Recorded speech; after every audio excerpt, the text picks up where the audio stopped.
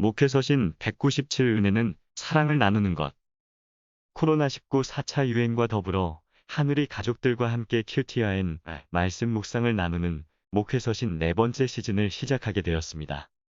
일일 확진자가 500명 내외를 오가는 불안한 상황이었지만 그래도 백신 접종자가 늘어나면서 상황이 안정되고 7월에는 조금씩 일상 회복에 다가갈 수 있으리라 기대했습니다.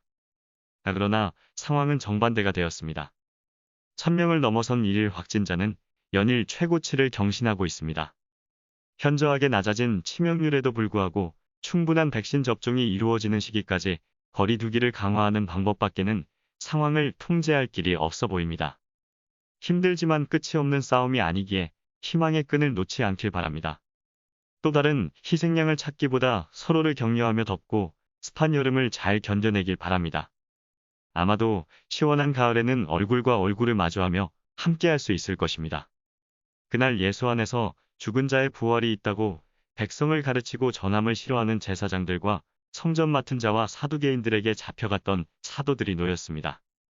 어려움 속에 사도들과 믿는 사람들은 한마음으로 기도했습니다.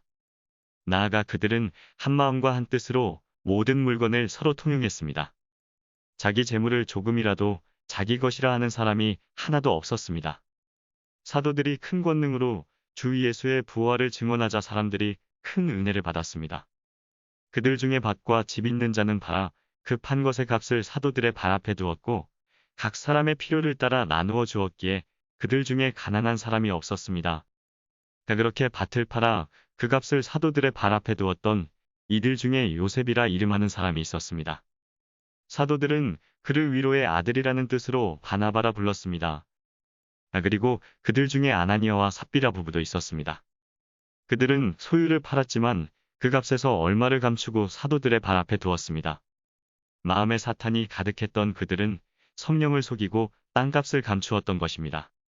그날 사람이 아닌 하나님께 거짓말했던 그들 부부는 3시간 간격으로 엎드러져 혼이 떠났습니다. 교회와 이 일을 듣는 사람들이 다 크게 두려워했습니다. 교회에서 흔하게 쓰는 말 가운데 하나가 은혜를 받았다입니다.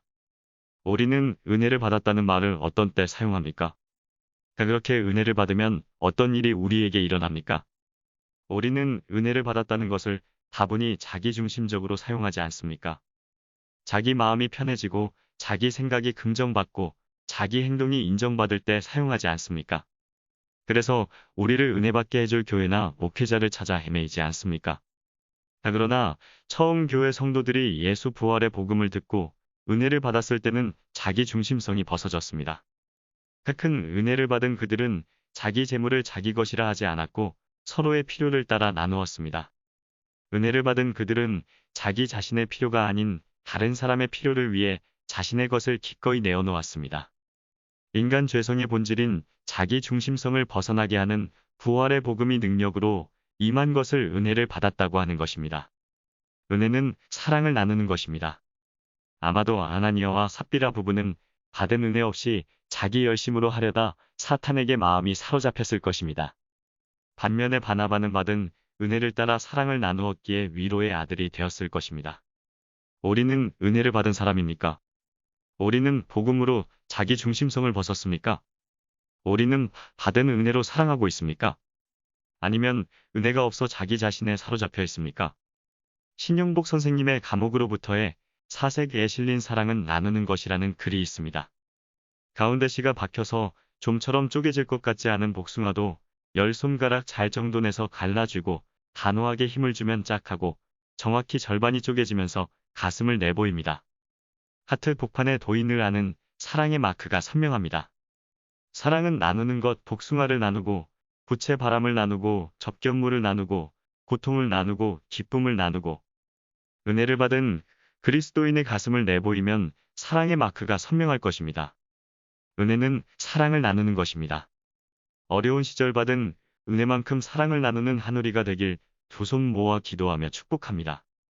목회서신 197 사도행전 432-51 2021년 7월 12일 월요일 아침 권종열 목사 사진 강단에서 바라본 텅 빈 예배당 카메라 렌즈 너머에 한우리 가족들이 있음을 봅니다.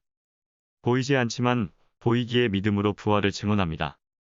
보이지 않는 그곳의 말씀이 능력으로 임해서 큰 은혜를 받을 한우리를 바라봅니다. 사랑하고 축복합니다.